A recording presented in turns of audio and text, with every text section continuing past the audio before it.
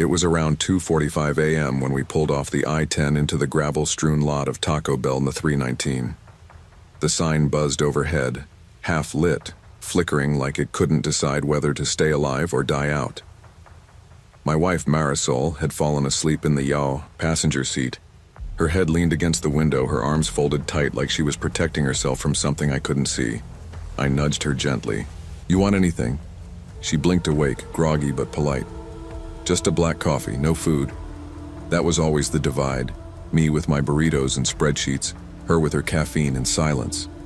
We hadn't spoken much since the clinic called to say we'd missed our final appointment. I told her I'd make it up to her. She didn't believe me, and honestly, neither did I. Inside, the place was empty, dead quiet except for the low hum of a cooler motor. A woman sat hunched over in a booth by the window, rocking back and forth like a metronome. Her hands clutched a half-eaten crunch wrap, her eyes hollow and wet. Across the counter stood a teenage girl with a crooked name tag, Eva, who looked like she hadn't slept in a week. I ordered our stuff. Eva didn't speak, just keyed it in, her hands trembling. Behind her, the kitchen looked abandoned. No fryers sizzling, no crew music playing, just silence. Marisol, ever the nurse, approached the booth woman with that soft, calm voice she reserved for emergency rooms and drunks. "Ma'am, are you okay?" The woman looked up slowly. "They put something in the beef," she whispered. I gave a short laugh, dry and too loud. "Evelyn, it's just food." She slammed her fists on the table. Sauce packets scattered like confetti. "You don't know what they did." I looked to Eva for help. She didn't even blink, just stared at the drive-thru monitor like it was whispering secrets. We took our food to go. I should have thrown it away. We were staying at the Wyndham near the airport when the FBI knocked.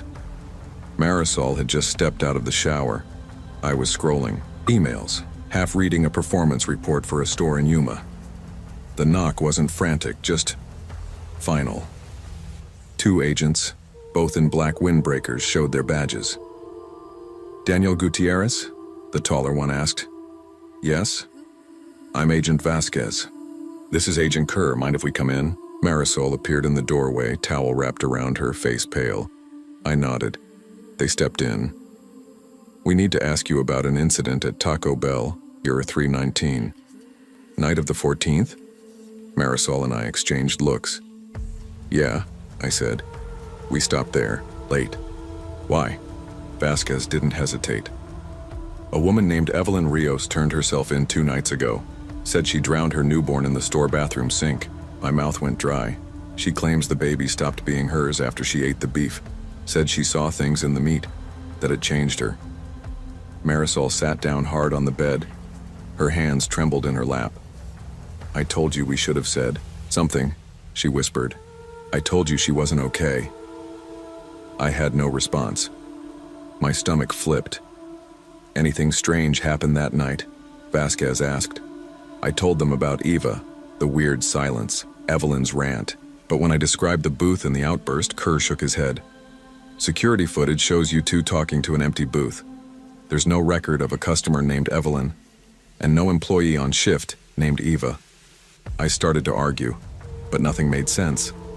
I couldn't even remember tasting the food, just the feeling afterward, like something inside me was watching. That night I dreamt Evelyn forced a cold, soggy burrito down my throat. It was filled with something that moved.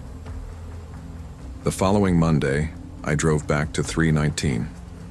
The manager on duty was a skinny guy named Rick with a mop of frizzy curls and a stain on his polo.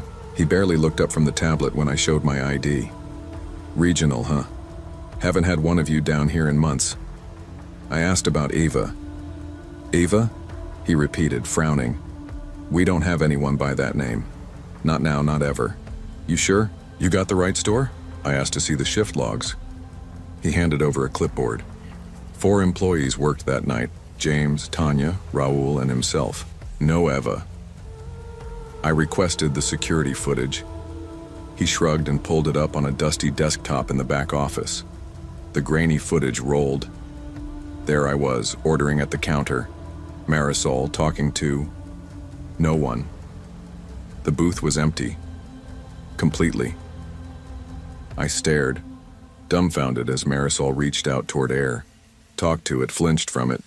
Rick tapped a key and paused it. "Y'all all right?" he asked, softer now. I lied and said yes. When I got home, a package was waiting for me. No return address, just grease-stained paper folded into a delivery bag. Inside, a used pregnancy test, 2 red lines, and a Taco Bell receipt. The item list, blank, but handwritten in ketchup across the bottom. "Your order is ready. Come back." Marisol didn't cry when she left. She didn't yell or throw things. She just packed her suitcase in silence while I stood in the kitchen trying to eat a breakfast burrito that tasted like iron and rot. "I keep seeing her," she said, not looking up. "That woman, in the NICU. Same eyes." I didn't argue. "I can't do this anymore, Danny. You missed everything. Even now you're still trying to fix things like their spreadsheets. Like if you audit the trauma, it'll balance out." She handed me a note. I didn't open it right away. When she was gone, I did. "I keep hearing the baby cry at night, even when I'm not at work. I think we brought something back with us." That night, I stood in the bathroom mirror and bit my tongue hard. Blood filled my mouth. I spit it out and stared into the sink. It looked exactly like the one in that Taco Bell restroom. And I swear, for a second, I heard a splash. I went back. I told myself it was for closure, that I needed answers. But really, I just wanted to feel something again. The manager was new. Late 40s, gruff but polite. "Looking for something in particular?" he asked. I nodded toward the booth. "Just that table." He followed my gaze, then sighed. "Yeah, that's Evelyn's spot. Folks see her sometimes, especially the ones with regrets."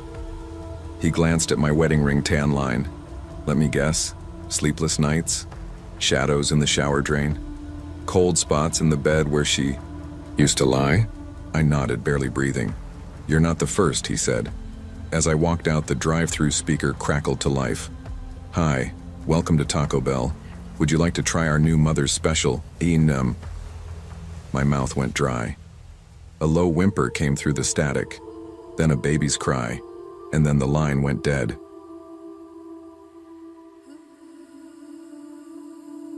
They say your life doesn't end in a car crash, it just takes a different route. For me, that route led straight to the graveyard shift at Taco Bell number 473 in Gallup, New Mexico. 1 DUI, 1 totaled Corolla, and 1 shattered scholarship later, I was wiping sour cream off touchscreens and praying for slow nights. Gallup's the kind of town that looks like it gave up trying decades ago. Just a smear of neon and cracked asphalt off I-40, full of truckers and night drifters. That Taco Bell? It was the only thing open after midnight unless you counted the sketchy gas station across the lot. I worked alone most nights, headphones in, mopping dried Baja Blast from the floor. My best friend Luz used to joke that the Taco Bell was haunted by lost cheesy gorditas. She was loud, chaotic, vegan, ran a YouTube channel called Late Night Bites. She made even this dump seem cool, said she was going to do a special episode called America's Weirdest Late Night Fast Food, and of course picked my shift to shoot it. Her last text to me was at 3:21 a.m. "Dude, this place is a vibe. The sauce tastes like copper. Meet me at the Motel 6. I feel weird."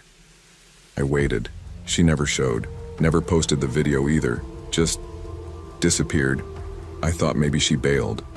Luz was like that, flaky, always chasing a high. But then her car turned up, still in the Taco Bell lot, still locked, still had her camera gear inside. That's when I knew something was wrong. I pulled the security footage, watched it over and over. Luz walks in, places an order. But something was off. The woman at the counter, her name tag said, Betty. We don't have a Betty, never have. And the weirdest thing? Luz walks into the freezer at 3:24 a.m. and never comes out. I didn't sleep after that. Just kept watching the footage on repeat like a freak, trying to catch a detail I missed. I'd been on break, sitting in my car, vaping and scrolling Reddit, while my best friend stepped into something Wrong. The next night, I waited until Roland, my manager, left. I grabbed the freezer keys and went in. The air hit me like a punch, freezing and metallic, the kind of cold that makes your bones ache. Most of the pallets were stacked neat, but one was slightly off, like it had been dragged. I moved it. Beneath, the pallet of frozen beef crumbles was Luce's boot.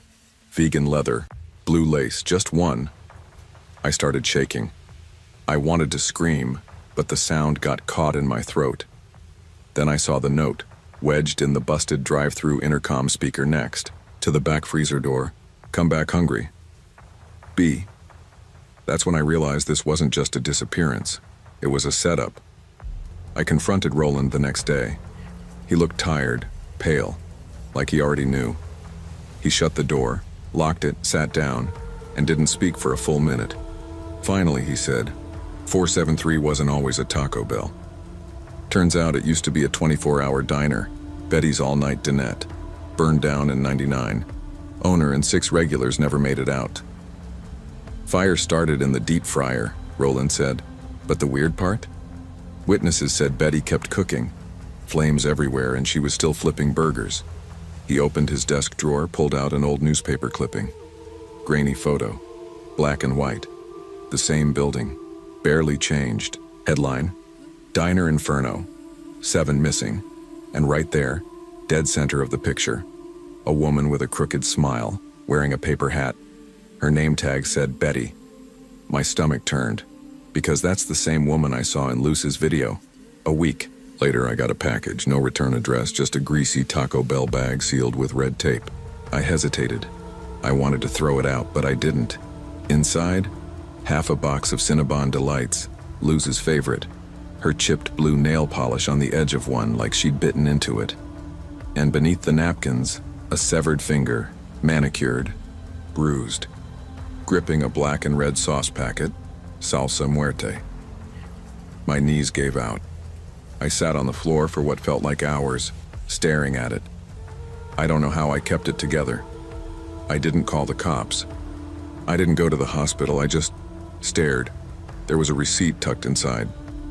Printed in all caps, your order isn't complete, dine in only. I don't even remember driving back. But that night, I clocked in for one last shift. The kitchen felt wrong. The lights flickered more than usual. The fryer hissed like it was whispering. At 3:17 a.m., the drive-thru headset buzzed. Static, sharp, then a voice. Crackly, low. Pull forward. The monitor lit up. The camera feed glitched. The parking lot wasn't ours anymore. It looked like an old gas station. Dusty, sepia-toned, like I'd slipped into a postcard from 1976. And in the pickup window, a shadow leaned out. Hairnet, apron, no face, just teeth. I screamed. I didn't even think. I bolted out the back, grabbed my keys, floored it straight into the drive-thru speaker. Metal crunched. Sparks flew. The power went out. I didn't stop until I hit Arizona. I tried to move on. I really did. But you don't just walk away from something like that. I started smelling fryer grease in my dreams. I'd wake up with my mouth watering, not for food, for the salsa muerte. I craved it even though I never tasted it. I started gagging anytime I touched food wrapped in paper. Burritos, burgers, didn't matter. Couldn't do it. My brain would flash with images. Luce in the freezer, Betty behind the counter, that grinning void in the window. I lost my job, obviously. No car. Nowhere to go. My aunt let me crash for a bit, until I woke up screaming about sauce at 3 a.m. After that, she called my probation officer, said I was back on something. He didn't believe a word of it, thought I was tweaking. Violated my probation. Now I'm technically on the run. But here's the thing. I'm not crazy. Because a year later, I saw it. Scrolling TikTok one night, half drunk and hating myself, I came across a trend. Ghost Taco Bell. Location tag, Gallup, the top video. A kid, barely 17, biting into a crunch wrap that oozed this thick, dark fluid. He grimaced, laughed. "Tastes like pennies," he said, captioned with a skull emoji, and Salsa muerte. The comments were all jokes. People saying it was fake, a promo, a filter. But I saw his eyes. He wasn't faking, he was hungry. I went back. I know how it sounds, but I had to. I needed answers, or closure. Or maybe I just missed her. Taco Bell number 473 was shuttered. Boarded, up broken windows. A weather-warped sign out front. Closed for renovation. But the door was unlocked. Inside, the place looked preserved, not abandoned. Tables wiped, fryers clean, like someone had just left. I walked past the counter, toward the freezer. It was wide open. Inside was the smell of scorched meat and cinnamon sugar. And at the center, stacked on the floor, were 7 unopened sauce packets, all marked Salsa Muerte, and 1 boot. I took a step forward. The lights buzzed. Somewhere in the back, a bell rang. "Order up," someone whispered, and then I saw her. Loose, standing behind the counter, but her eyes were gone, just sockets still smiling, and beside her, Betty, holding a tray. "Welcome back, Teo," she said. "We saved your order." 12 years clean, and it still takes just 1 letter to rip it all open. It showed up last Tuesday. No return address, just my name in that childish, looping script I hadn't seen since CPS took her. Inside, a single grease-stained napkin. No message, just the words. "I work nights now. Taco Bell number 872 Central Ave, come see me, Mom." I stared at it for hours. Couldn't eat, couldn't sleep. Even called the Taco Bell corporate number. They had no record of that store. Claimed it burned down in 2015, but I know her handwriting. I know my girl, so here I am. Graveyard shift at the laundromat just ended, and I'm parked outside a Taco Bell glowing like an old TV left on mute. The windows are fogged. The neon open sign buzzes like it's trying to tell me something. My palms sweat. The air smells like warm tar and burnt oil. I take one last deep breath, then step inside. The fluorescent lights flicker. Behind the counter stands a young woman in uniform. Name tag reads Mirabelle. Her hair is different, longer maybe, but that face, it's hers. A little older, sharper around the jaw, but it's her. She smiles. Too wide, too still. "Mom, you came." I freeze. My mouth's dry. I want to hug her, scream, apologize, but nothing comes out. She slides a crunch wrap across the counter. "You always loved these." I haven't eaten beef in a decade. I just nod. That's when I notice her eyes. Too wide, too glassy, like someone left her on defrost too long. "Mirabelle," I whisper. She tilts her head. "You look tired, Mom. Want to sit?" There's something in her voice, like static beneath the sweetness. I take a step back instead. I came for a reunion. What I found was something else entirely. She keeps talking, but the words twist in my ears. "Been working the fryer since I was 6, she says, like it's a badge of honor. 6. No, she was taken at 4. "Remember the night you seasoned me right?" she adds, chuckling. That chuckle sounds like a soda machine jamming up, wet and mechanical. I stare harder at her arms. Under the too short sleeves, her skin's got a weird sheen, shiny, like melted wax, and her elbows. Are those stitches? Red plastic? Straws? Her joints look fused with red straws. "Mirabelle," I say, louder now. "What's going on?" She looks at me, calm. "Don't you want to meet my co-workers?" The kitchen door creaks open. Something moves in the shadows. Not walking, sliding. Shoes squeaking against the floor. I smell something foul, like old fryer grease and wet cardboard. "No," I say, stepping back. I shouldn't have come." She tilts her head again, smile frozen. "But you're on the schedule." "What?"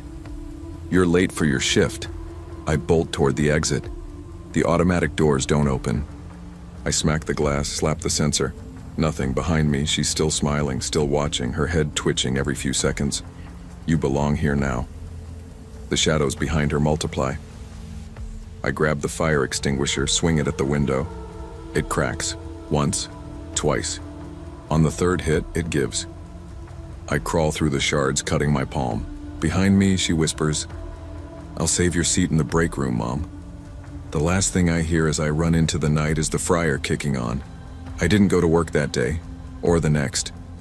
I stayed home, blinds drawn, clutching that napkin, like a lifeline. I called the parole officer, told him I had a bad dream, that's all. Couldn't sleep. He sounded skeptical. A week later, I couldn't help it. I went back. Taco Bell near 872 was gone. Just a fenced-off dirt lot on Central Avenue. No sign it had ever been a restaurant. Just a few cinder blocks and a rusted-out soda machine half buried in sand. I asked a guy walking his dog nearby what happened. He gave me a weird look. Burned down, years ago. Nobody goes near it.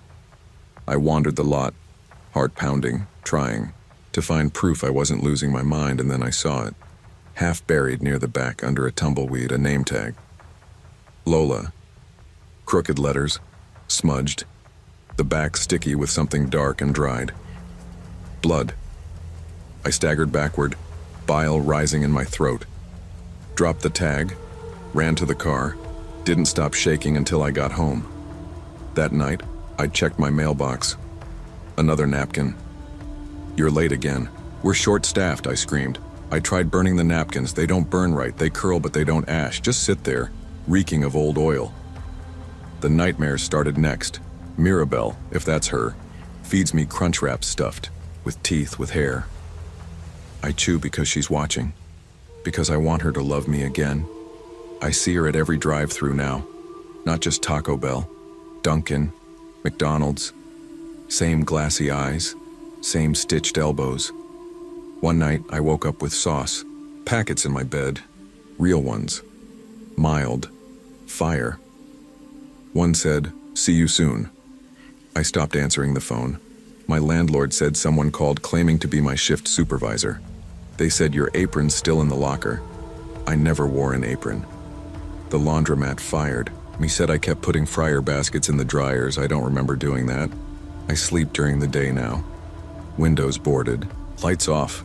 At night I hear the intercom whispering in my vents, "Would you like to try our mother's special TM?" I gave up trying to be normal. Some nights I walk Central Avenue with my old rehab badge in my pocket, hoping to find someone who remembers me, remembers Mirabelle. No one does. The people I talk to, junkies, night shift drivers, they say Taco Bell Nugger 872 still shows up sometimes, just for the lonely, just for the guilty. I've started collecting the napkins, dozens now, stacked under my bed like letters from a dead daughter. I read them out loud before I sleep, like bedtime stories. Tonight, I found a new one stuck to my door. "We got your name tag ready. First shift starts at 3.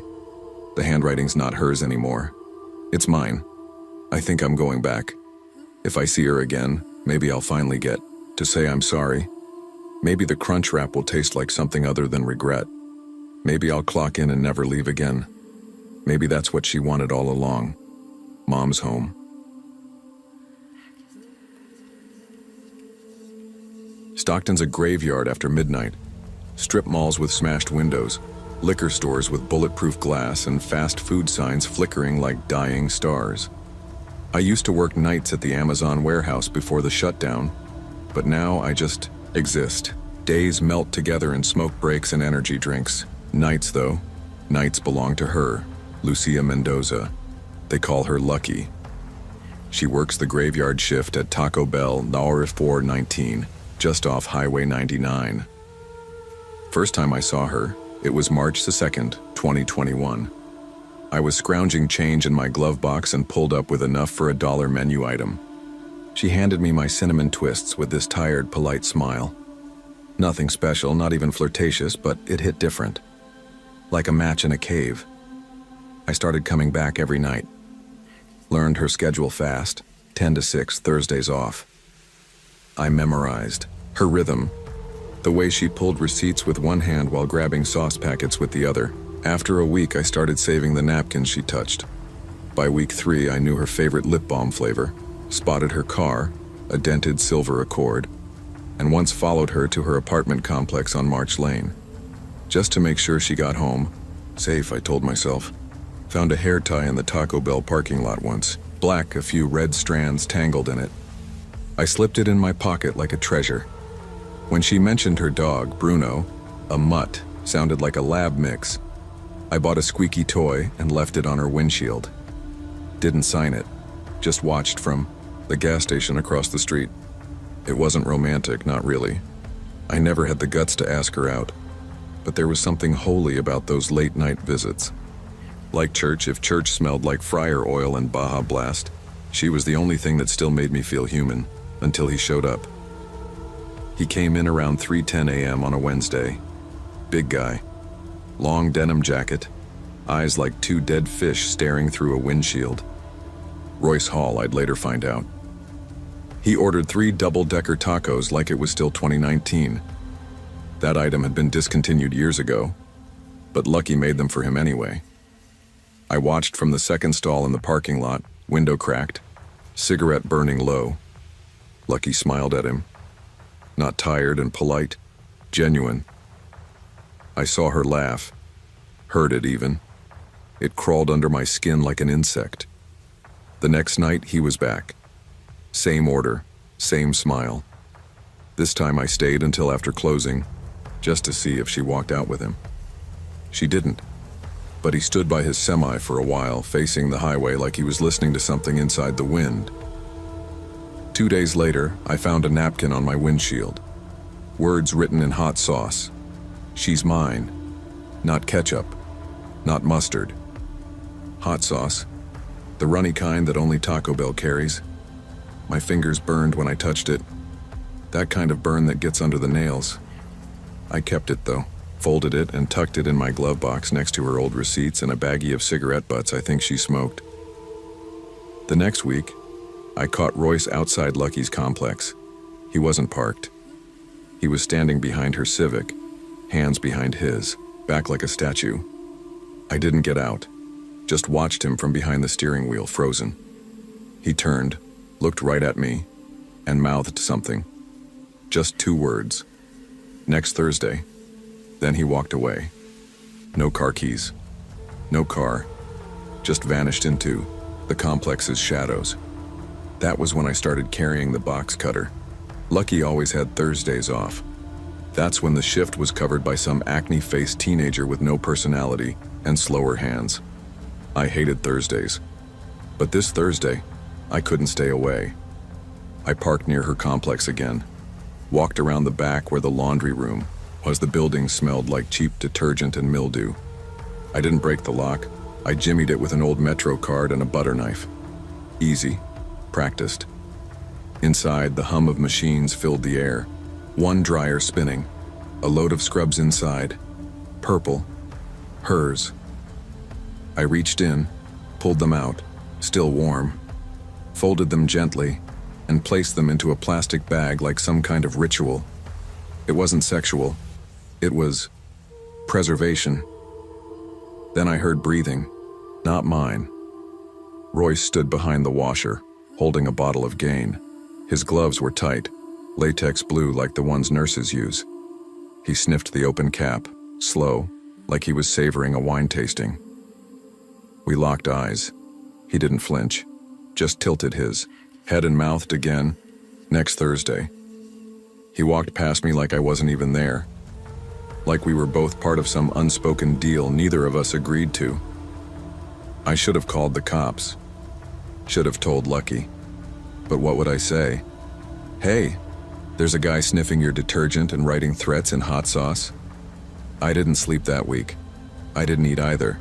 Just circled Taco Bell number 419 like a buzzard waiting for something to disorient. When Thursday came again, I was ready. It was September 3rd. 3:17 a.m. Stockton PD arrested me behind Lucky's Civic. I had zip ties, a box cutter, and a roll of duct tape. I was going to talk to her. That's it. Just talk. Scare Royce off. Make her understand. She needed protection. From him. From whatever was happening. Detective Sonia Velasco leaned across the metal table in the interrogation room. "Tell me what you saw," she said. I told her the truth. About Royce, about the detergent, the notes, the way Lucky looked at him differently. She showed me photos. 8 missing fast food workers. 1 girl stuffed in a Taco Bell freezer with her skin peeled like a cheese wrap. I puked in my lap. "You ever see this man?" she asked, pointing at Royce's photo. I nodded. "Funny," she said. "He's not in any security footage. You're always talking to an empty counter. Every night nobody's working." "That's not true. I swear Lucky was real. She knew my order." She laughed. "I have her handwriting, napkins, notes." "Where'd you get the cinnamon twists, DJ?" I couldn't answer. My stomach turned. They moved me to solitary after I stabbed a guy with a spork. He joked about ordering a Crunchwrap Supreme. It felt wrong. Nights are quieter now. No light, no sound, except for 3:00 a.m. That's when the voice comes through the vent. Drive-thru or dine-in. It's Lucky's voice. I'd know it anywhere. Warm and automatic. Sometimes I smell fake nacho cheese. Sometimes I hear the soda machine fizz. Last night, a guard slipped a paper bag through the slot. Inside, cold cinnamon twists. No receipt, just a note. "Miss you at the window. L." She was reported missing 3 weeks ago. I still have the napkin. With her handwriting, I don't think I ever left the drive-thru. I was 11 when Taco Bell became more than just dinner. It was 2012, Newark, New Jersey. My mom, Diana, worked late shifts at a nursing home, and money was always tight. Most nights, dinner was whatever we could afford, usually dollar menu crunch wraps and nachos Bel Grande split between us. The place off Route 22 wasn't exactly clean. Flickering lights, a faint smell of sour mop water, sticky tiles, but it was open and it was cheap. They had this pathetic kids' corner tucked into the side, one dusty slide, a few cracked plastic chairs, and an ancient ball pit that had probably never once been cleaned. I'd sit in there while Mom scrolled job listings on her busted Samsung Galaxy. It was routine, safe even. But on that cold November evening, the air felt different. The sky had that wet, heavy look like it might snow. Mom had just gotten off a 12-hour shift. Her feet hurt. Her mood was worse. She barely said a word as we pulled into the lot. I slipped into the kids' corner like usual, picking a booth near the big window that faced the back alley. That's when I saw him. A man, or someone, stood near the dumpsters in a full-body Taco Bell mascot costume. I didn't even know they had one. Oversized cartoon eyes, a massive sombrero, a creepy frozen grin that was way too wide. The costume was stained and sagging like it had been left in a sewer. He was just standing there, not moving. Then he raised his hand and waved. Not the quick, silly wave you'd expect from a mascot. No, this was slow, purposeful, like he was waving just for me. I blinked. When I looked again, he was gone. I ran back to Mom, my heart hammering. There was a guy outside by the dumpsters, in a weird costume, I swear. She didn't even look up. Probably just some drunk. Don't worry about it, Maddie. But I did worry, because that was the first night I saw him, and it wouldn't be the last. It was 3 nights later when it happened again. Mom had picked up an overnight shift, so my older brother Jake was supposed to babysit. But Jake was 17, moody, and didn't care about much other than his girlfriend. He dropped me off at Taco Bell like I was luggage, muttering, "I'll be back in an hour, don't leave." The place was nearly empty, just a sleepy-looking cashier and some guy in the corner slurping a Baja Blast. I ordered nachos and slid into our usual booth. The lights overhead buzzed faintly. Somewhere in the back, someone laughed at a phone video. Then I saw it. Tucked under my tray was a napkin, folded neatly. At first, I figured someone had just left trash behind, but something about the way it was placed, centered, intentional, made me curious. I unfolded it. Scrawled in shaky, uneven handwriting were the words, "Come play with me. I can show you how to make fire." My fingers went cold. The letters were large, messy, and childlike. written in what looked like purple marker or old ketchup. My heart thudded in my chest. I looked around. Nobody was watching me. Then a sound, a faint rustling, like someone shifting inside a box of dry leaves. It came from the kids' corner. I stood up slowly, scanning the area. The slide sat still. The ball pit looked exactly as grimy and abandoned as ever, but something felt off. Like the air had shifted, grown heavier. I walked toward it, carefully, step by step. That's when I noticed the faint smell. Not food. Something burnt, like scorched plastic, like melted cheese left too long under a heat lamp. A part of me wanted to run, to leave and wait outside until Jake came back. But another part, some dumb spark of childhood curiosity, pulled me closer. I stared at the ball pit. The balls shifted. Just once. Like something, someone, was underneath. I shouldn't have moved. I know that now. But back then, I was still, hard kid, still drawn to things that didn't make sense. The balls moved again. A slow roll, like someone adjusting their weight. I crept forward, leaning over the edge of the pit. The air smelled thicker up close, like old grease, sweat, and that same weird burnt smell. I told myself it was just my imagination, just leftover anxiety from the napkin. Then I saw it, a gloved hand. Pale fabric stretched over plastic fingers, sticking out just enough to grab the edge of the ball pit. And then it moved. The hand shot up and latched onto my ankle. Hard. I screamed, louder than I ever had before. My body kicked into survival mode. I kicked, thrashed, fell backward onto the sticky floor tiles. The mascot's grip was ice cold, but I wrenched myself free. I scrambled backward, crashing into a trash bin. I could hear my breath rasping in my ears. The cashier ran over from behind, the counter.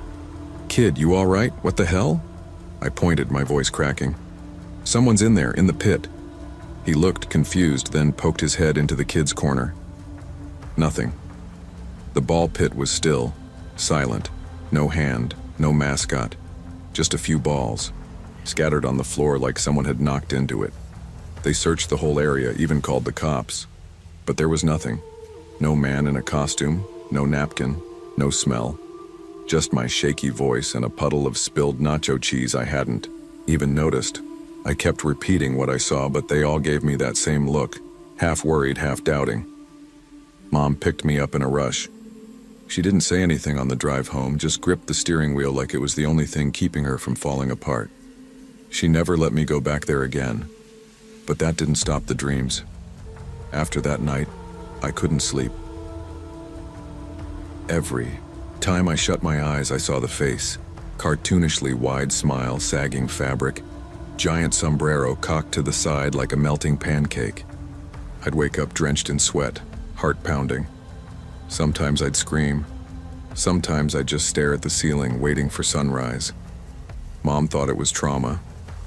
Jake thought I was messing around for attention, but I knew better. Something followed me home that night. Not in a literal way, there was never anything there, but in the shadows, in the smells, in the silence. One night, about 2 weeks later, I was up late watching cartoons on mute, trying to distract myself. The house was still. Mom asleep in her room, Jake out God knows where. That's when I smelled it again. Burnt nacho cheese.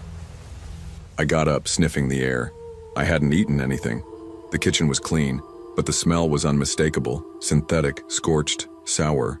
And then came the voice, a whisper, soft, raspy.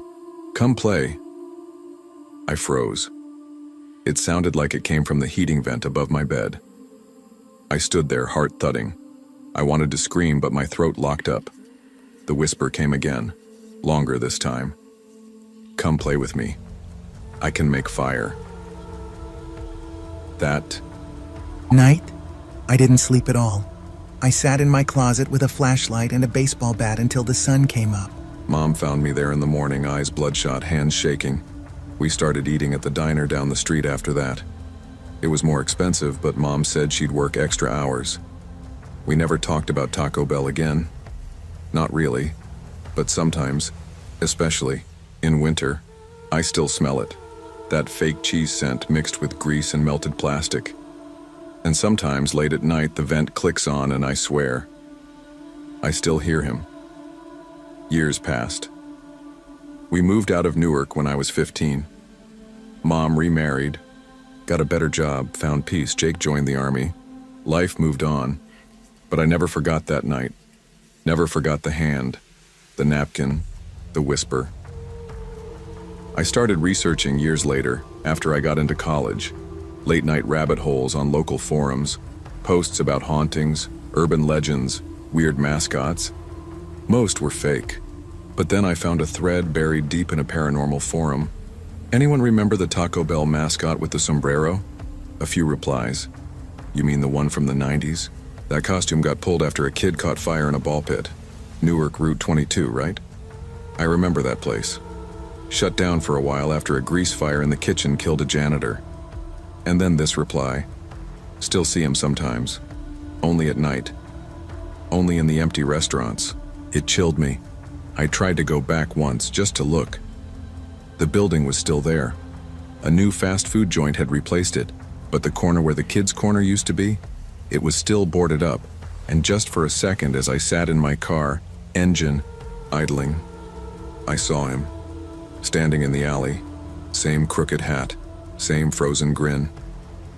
He didn't wave this time, just stared. I drove off and never looked back, but I still carry the napkin in my drawer, still smell that burnt cheese on cold nights. And sometimes, just before sleep, I hear him whisper, "Come play, I can make fire."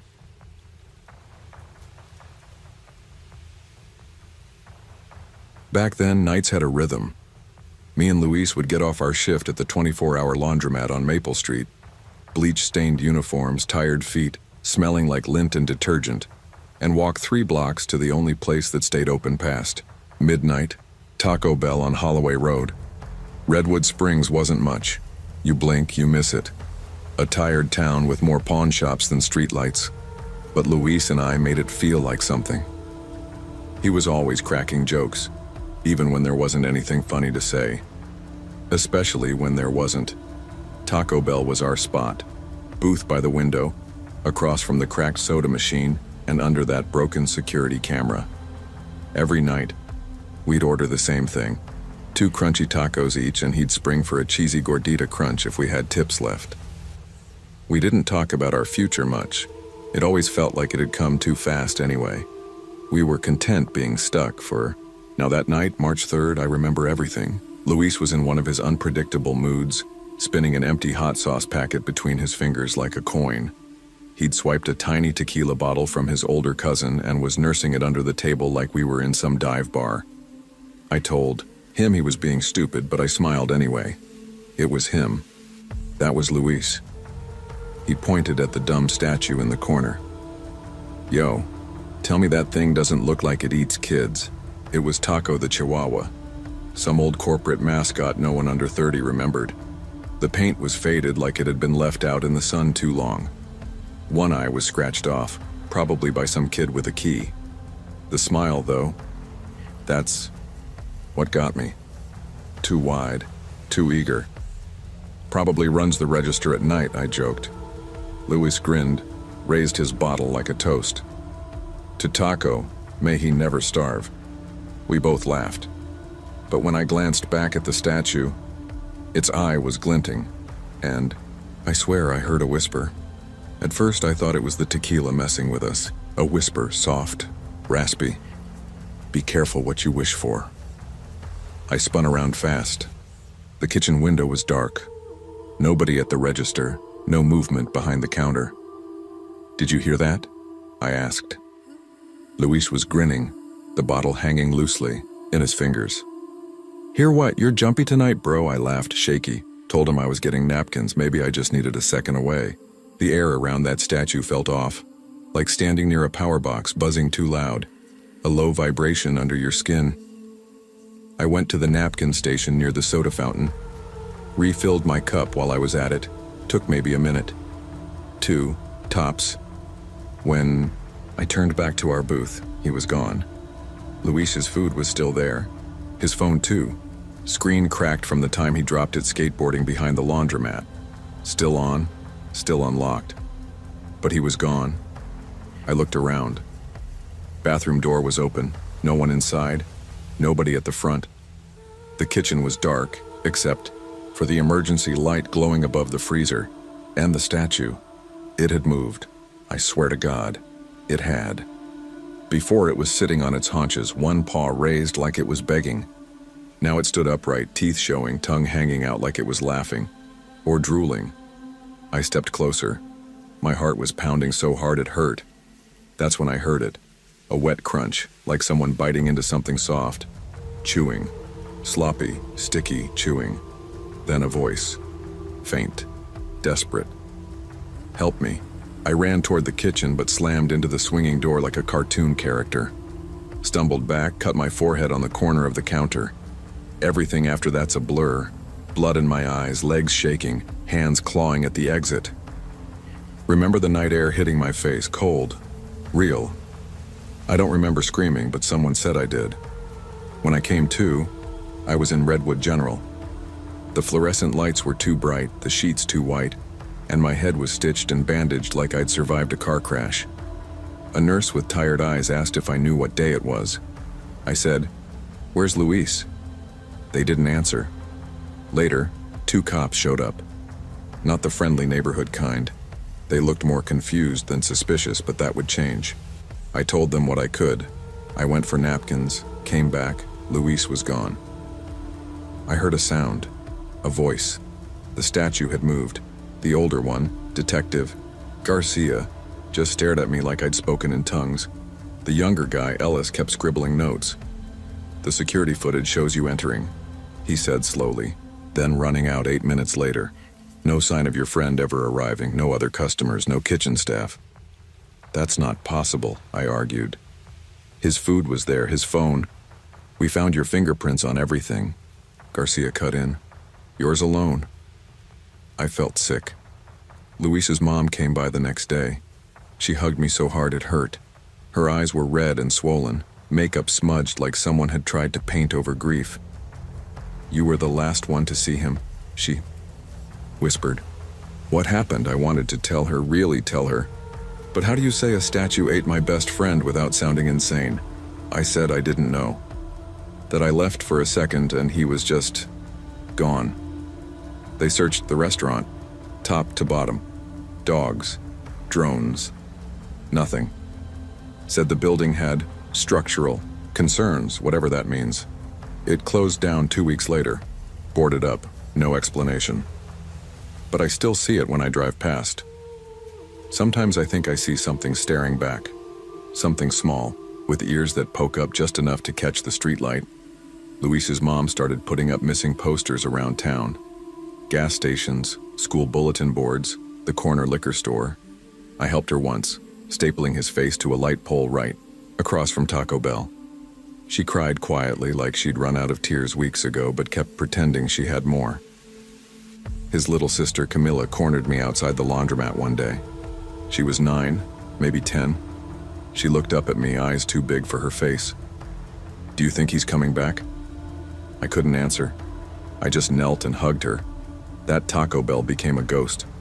Boarded windows, graffiti tags, rust creeping up the frame. But no one dared break in. Rumor was someone tried, some teenagers from the high school. Said they heard barking from inside. Left a trail of urine down the sidewalk on the way out. I didn't laugh. Every now and then I drive by, just to make sure it's still locked up. One night I saw a shape in the window. Small, crouched, eyes reflecting red in my headlights. I blinked. Gone. I barely sleep now. When I do, it's full of strange dreams. Luis is always there, trapped behind a kitchen door I can't open, or inside a booth, pounding the table, his voice muffled. Once I saw him wearing the statue's head like a costume, blood dripping down his neck. Still chewing. I haven't told anyone. They'd lock me up. But I know what I saw. I know what I heard. And I know Luis didn't just disappear. It's been 6 years. I moved across town, got a job at a mechanic shop, try to keep busy. But some nights, especially the quiet ones, I can't stop thinking about that booth, that statue, that sound. Taco Bell near 417 on Holloway Road is gone now. Demolished. Nothing but a chain-link fence and a patch of gravel. But the nightmares didn't go with it. Last month I got a call from an unknown number. Static, then chewing, slow, wet, endless. I hung up, blocked it.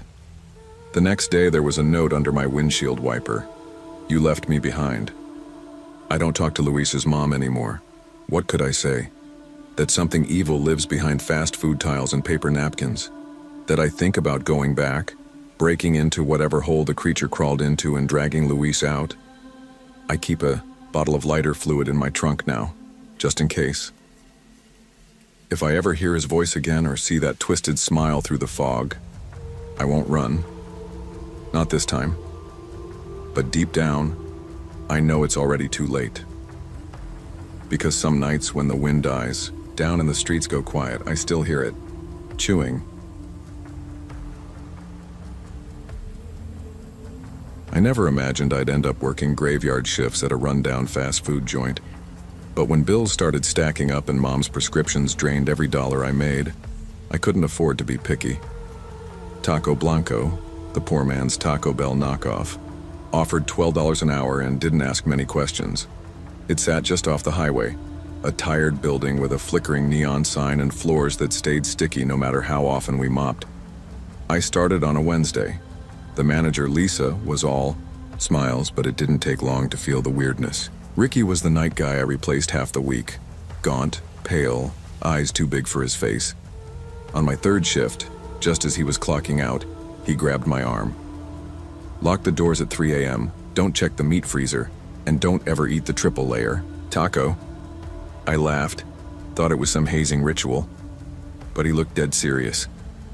Then he handed me a beat-up notebook. No explanation, just shoved it in my chest and left. That night, business was slow. I cleaned tables, restocked cups, and tried not to think about Ricky's warning. At around 2:30 a.m., a strange smell crept in, like spoiled meat and bleach. I ignored it. That was my first mistake. At 2:45, the smell got stronger. It came in waves, heavy and sweet. I was refilling the hot sauce bin when I heard a giggle. A child's laugh, soft and echoing. I froze. The place was empty. No cars outside, no customers, no kids. The sound came again, this time from the ceiling vent. I tried to brush it off, maybe it was rats or the pipes groaning, but my hands wouldn't stop shaking. Out of instinct, I looked out the front window. A tall man stood under the busted streetlight, barely visible. He wore a tattered mariachi suit, the red sash soaked in dark. His face looked off, like it had been drawn by someone who'd never seen a real person. Too many teeth, like a Halloween mask left out in the sun. I slammed the lock button on the door. 3 a.m. hit. Everything went quiet. Dead quiet. I grabbed Ricky's notebook, flipping through the pages. Scribbles, drawings, and one phrase repeated over and over. Don't let them in. Bang, bang, bang. A slow knock echoed from the drive-thru window. I crept over, heart in my throat. The mariachi man stood there grinning. He held a wrapped taco, steam rising from the paper. My headset buzzed on by itself. Eat. Never be hungry again. His voice was wet and low, like he was gurgling sauce in his throat. I backed away, knocking over a tower of napkin packs. The taco was now on the counter. I hadn't opened the window. I noticed the freezer door was ajar. I shouldn't have gone near it, but I did. The smell hit me like a wall.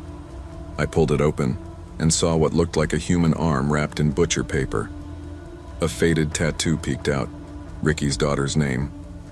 My stomach dropped. Stacked behind it were dozens of tacos, triple layer. I slammed the door shut and stumbled backward. The window was empty now. The taco was gone. I didn't care. I ran. I don't remember the parking lot, just blackness. Next thing I knew, I was halfway down the highway, barefoot, blood on my palms from falling. A trucker pulled over and took me to the ER. Cops showed up later. I told them everything. The mariachi man, the freezer, Ricky. They wrote it off as a breakdown, told me the cameras showed nothing, said I was hallucinating from exhaustion. Taco Blanco closed the next day. Structural issues. Ricky was never found. I work at a gas station now, day shifts only, keep to myself. But sometimes around 3 a.m. I swear I see the Taco Blanco sign flicker back on, even though the building's boarded up. There are rumors. Missing. Pets. A kid vanished on Halloween near the dumpsters. People laugh it off. Say it's just a curse chain. But I know better. Last week, someone left a bag on my front step. Inside was a triple-layer taco. Still warm. There was a note. Eat. Never. Be hungry again. I burned it all, but the smell, it lingers.